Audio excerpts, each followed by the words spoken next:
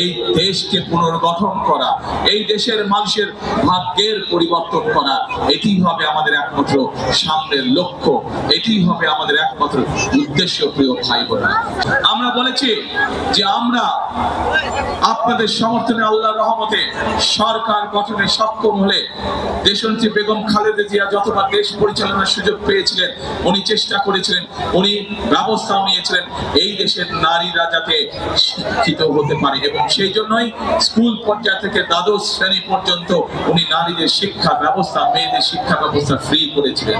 প্রিয় ভাই বোনেরা, সমগ্র বাংলাদেশে দেশনেত্রী খালেদা জিয়ার সেই পলিসির কারণে লক্ষ কোটি নারী আজ শিক্ষার আলোয় আলোকিত হয়েছে।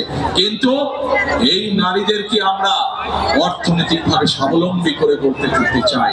আজকে বাংলাদেশের টোটাল জনসংখ্যা অর্ধেক হচ্ছে নারী, মা বোনেরা আমাদের। তাদেরকে যদি আমরা স্বাবলম্বী করে গড়ে তুলতে না পারি, আমরা যতই পরিকল্পনা গ্রহণ করি না কেন, দেশকে সামনের দিকে নিয়ে যাওয়ার জন্য আমরা কোনো কিছুতেই সফল হতে পারবো না।